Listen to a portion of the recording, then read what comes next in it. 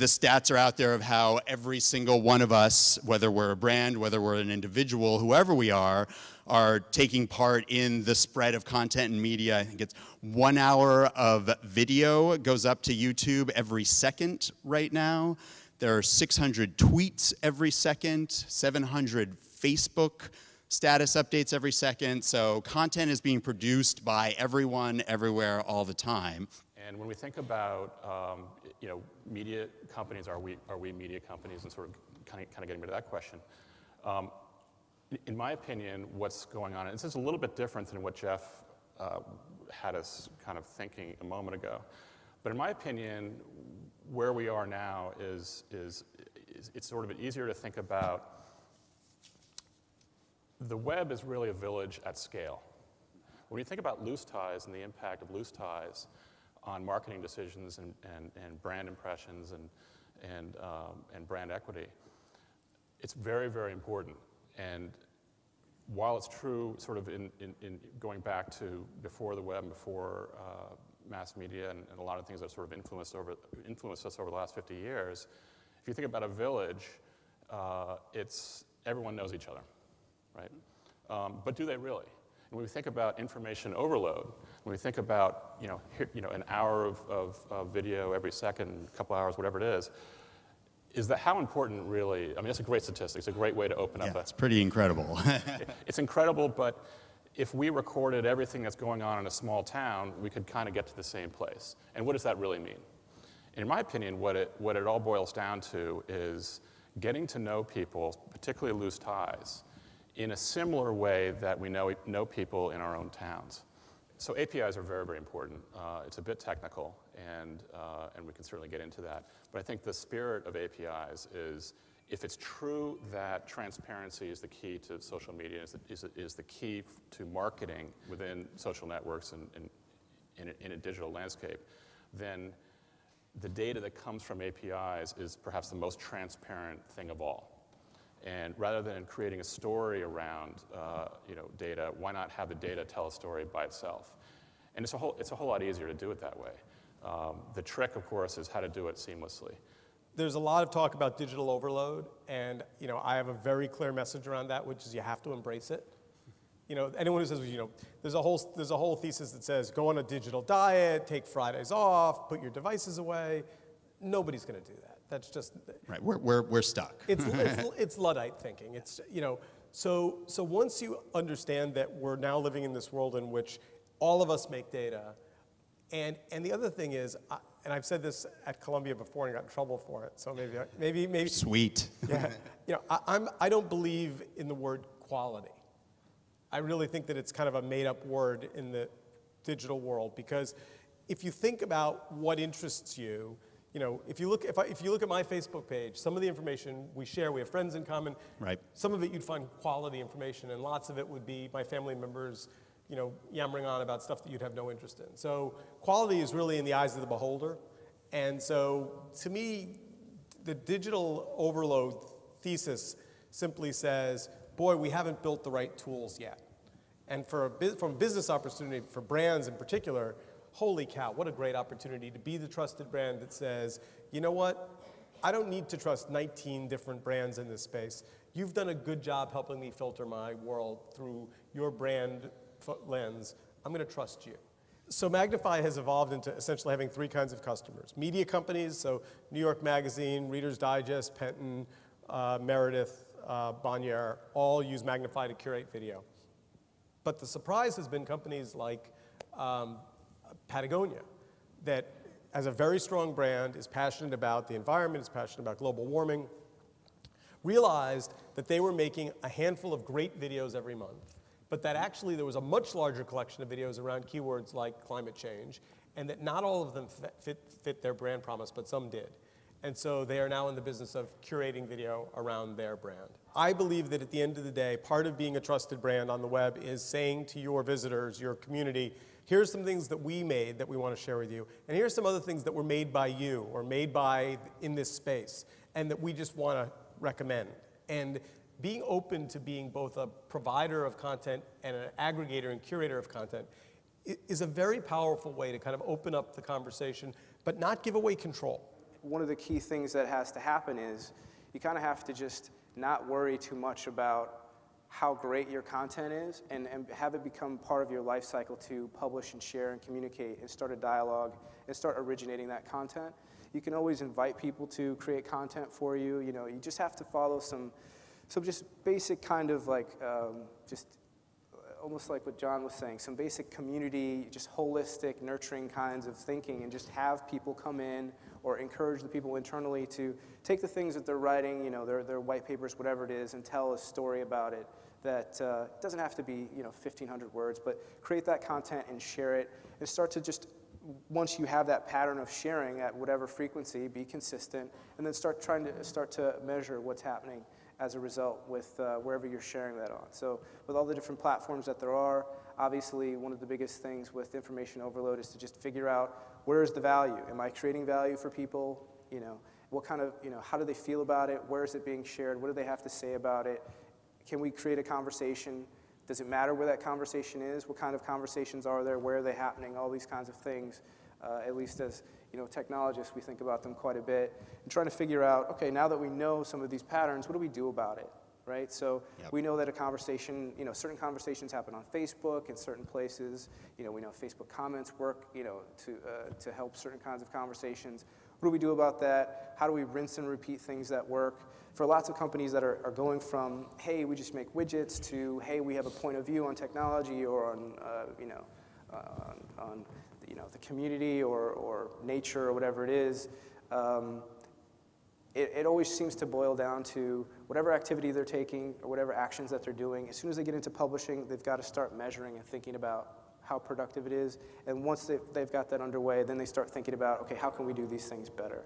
And John said earlier that he feels that Mashable does a good job of trying to dial in or allow users to dial into the content they want. I mean, we've got lots of different channels now as a media company, so you know, that kind of thing, it's still going to be information overload. I think I read earlier that Bloomberg's about to have a tech blog or a series of blogs, right? So it's the same thing. We're not working with them, but I'm just saying it's the same kind of thing. They're going to have to, now that it's so easy to create content, they're going to be able to dive into whatever channels they want to, but they're still going to have to figure out, okay, what are we doing effectively? How are we doing it? What do we know about our users that we didn't know yesterday? What happens is, at a time when everyone's a journalist or everyone can be a media company, what you need to do is to stand out by being better, more professional, more organized, and also understand that the social media revolution has meant one thing, that you could have the greatest content in the world, but you have to understand how to get it out there and promote it before, during, and after whatever it is you're doing. A couple quick things. One is what I just said about thinking about your content and the long tail aspects of it. I can give you an example. I work with using a platform called Blog Talk Radio, which is, allows anyone to have their own radio show, brands or individuals. And it has completely changed how the South Asian Journalists Association and Columbia J School reach out to people around the world. It's kind of call-in shows using audio. And our little effort, I call it poor man's NPR.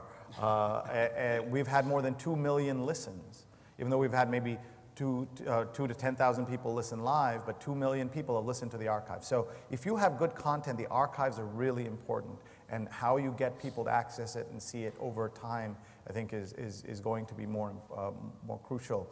The second thing is finding the niches within social media that are useful to you for what you're trying to do. So Facebook is still the big player, but we're seeing the rise of all these smaller social media efforts and platforms. And the more that you can do with those, the better. And then I should also say that places like Mashable are key to your success in understanding the changing media landscape. I mean, we can make a whole list, Mashable, paid content, Media Bistro, all of these sites. And we have to be reading and consuming more of that. And in the last 3 weeks, I have actually become a paid blogger for the first time at CNET. And it is mind-boggling how much effort, I mean, now I have a much bigger appreciation of what paid bloggers go through, and unpaid bloggers. The community that a place like CNET has built, but also just on the internet. People want to participate, want to speak to you, want to share ideas, and some of the best ideas come from your audience itself. So if you're starting out, I think automation is really helpful in terms of just being able to show up to the party. have something to offer. But at the end of the day, the long-term kind of value is really created by having a voice or series of voices around a brand, and there's really no replacing that. We're all going to take different roles in this web media experiment. Some of us like being speakers. Some of us like being in the audience. Some of us like being rebroadcasters and organizers or curators, if you will. We don't all have to play the same role, but I do think that at the pointy end of the funnel, you're going to find that increasingly the thing that you start to choose is a human or a collection of humans. Not an automated tool, but a point of view, a voice, an editor, a publication that's run by a bunch of individuals that say, you know, here are a bunch of things that you may not ordinarily think of as being organized, but they have a coherence that I'm bringing to you. And I know that in a noisy world, what I value is that editorial filter. When I talk to marketers, they should be thinking about telling stories and not just promoting all the time that what they're doing, but kind of capturing the stories that their own customers and others are telling about them. And an example of this is for anyone who's running a Twitter feed or a Facebook page or any of these things, is to think about not constantly pointing to yourself and occasionally pointing outward to the best of the subject areas that you're interested in. And I see a lot of people and a lot of brands who are only pointing at themselves, and people are then not as engaged as they might be with them. And I would also maybe challenge the assumption that curation is the way to go. Challenge away. Because if we go down that road, then what we're saying is, it's sort of like SETI, right? SETI just launched a new website. Right. And they've got, you know, way more information they can handle, and SETI at home and all the rest of it. NOAA weather has the same, you know, government agencies that track weather have the same problem. They have too much weather information than they can process. If we start to go down the road of curating and saying information overload and all these sorts of things, in my view, it's like looking at a photograph too close. It's like looking at each pixel and saying we have to manage each pixel.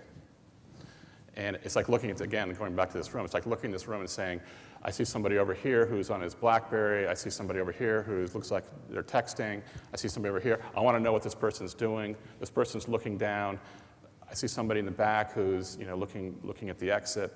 You know, it's like there might be a story there. There's a ton, I mean, there's an overload of information right here in this room. And so if we go down the road of trying to curate everything that's going on in here, that's a pretty gigantic task. And that's just this room. So two thoughts. Yeah. First, I hear a man who needs a copy of my book, which will be on its way to you. So we already curate. I mean, what these guys did was took this stage and said, here are the 30 people we're going to introduce this audience to, right? Yeah. And we're going to curate who's in the room by setting the pricing. The tickets, we're going to put a whole series of barriers to make this room be interesting and who we reach out to. What curation says is that human beings are going to tell stories to each other, and that the stories are going to be different depending on the community. So my guess is, if I read a bunch of different Twitter feeds coming out of this conference, like somebody posted this morning that Jeff Jarvis was their favorite talk ever. Well, that's interesting to me. I mean, I love Jeff to death. I wasn't here yesterday, so I don't know what to compare it to. But my immediate reaction was, you know, I want to go back to my friend Bob Garfield and say, you know, Jarvis kicked your ass. So I'm curious about that, right? I mean, I want to know, you know, what was Bob's talk like and how did it compare to Jeff's, and why does someone in this audience find it interesting? But I'll also go back and read their other tweets to see what perspective they bring to it, and I may follow them. And maybe they can. So all I'm suggesting is. But how many people are there like you? Right. No, I'm the curator. Nobody. Well, but I think that. But isn't this really quite a unique No, I example? actually think it's not. I think that if you go into any vertical, any community, whether it's the local, you know, Little League team or the sports group or the theater group, in any community, there's somebody who stands up in the front of the room and says, I'm going to help organize the story. Mm-hmm. Why do they do that? What? Why do they do that? Why do they curate? Is it because they want to put bounds on something, or why is that? I think it might go back to high school. As everything does. You know, as everything does, yeah. You know, I mean, I'm notoriously not a lurker, so I never understand people that like want to pick fights in the comments of my blog posts. I'm like, really? Like, come on, write your own, and I'll, you know. But I know people who that's all they live is in the comments. That's where they are, right? So I guess part of what I'm saying is, if the volume of information isn't going to decrease, there are going to be some kinds of tools we use to narrow the noise. And I'm just advocating for humans over machines, that's all. I mean, that's the core thesis. Sree, you want I just wanted to say for all of you, one of the things that you want to be thinking about, especially if some of you are trying new things or starting new things, is to think about how hard it is that even if you have a really good quality product, how hard that might be. How many of you are using actively your Google Music accounts? Raise your hands. That would be One person, right, me. And I think Google Music is actually a very interesting product and a very useful product that I really like. And it's different from Spotify and all the things that have more buzz. But even something like Google, that's your own songs and gives you 50 free songs. You look at a room of very smart folks who are not using it, right? So that's one thought on that. The other is that there are so many new tools coming up that you've got to play around with them on a regular basis. So I tell people, be an early tester and late adopter of technology.